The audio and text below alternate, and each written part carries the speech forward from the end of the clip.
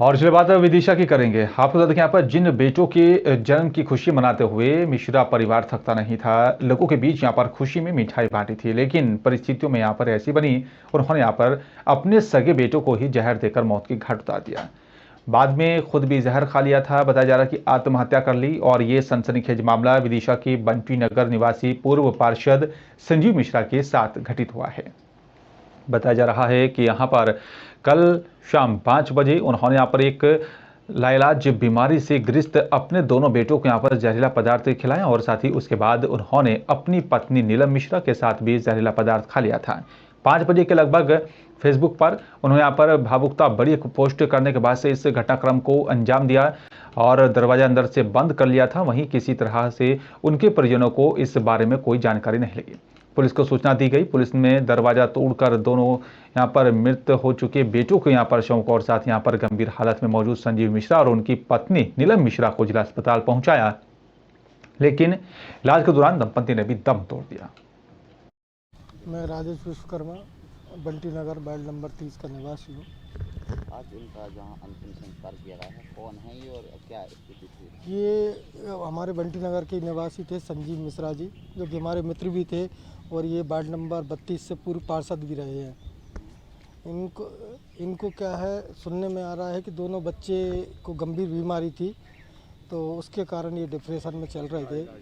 लाइलाज बीमारी थी वो, और कल उनने यही कदम, उसी में डिप्रेशन में आके कदम उठा लिया। कदम उठाने कैसे? सुसाइड कर लिया है मियाँ बीवी दोनों ने, और दोनों बच्चों को भी उनने सुसाइड करवा दिया। का मामला है बंटी नगर क्षेत्र का सर, क्या मामला है, कितने लोग मरते, क्या हुआ है?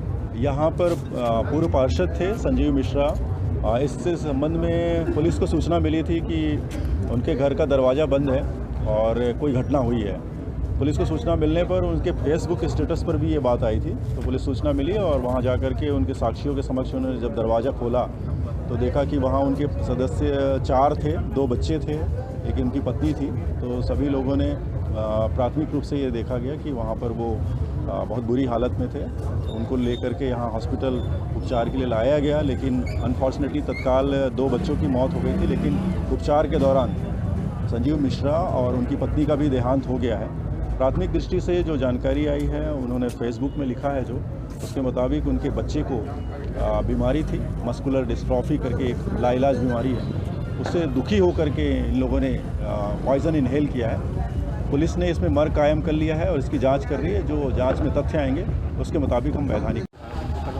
देखिए, इसमें संजीव मिश्रा जी हैं, उनकी परिवार में उनकी पत्नी, उनके 2 छोटे बच्चे थे।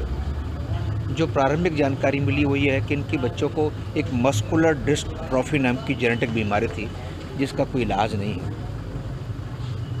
तो जैसा उन्होंने अपने सुसाइड नोट में लिखा है कि भाई मैं बच्चों को नहीं बचा पा रहा, तो मैं अब नहीं रहना चाहता, और दरवाज़ा बंद करके सल्फास खा लिया और फेसबुक में पोस्ट डाली। जैसे ही फेसबुक में पोस्ट कुछ लोगों को पता लगी, तो जो लोगों ने टीआई साहब को बताया है, दरवाज़ा तोड़वाया गया, उनको ला कर के हॉस्पिटल यहाँ पर लेके आए, उनका इलाज भी यहाँ पर किया गया।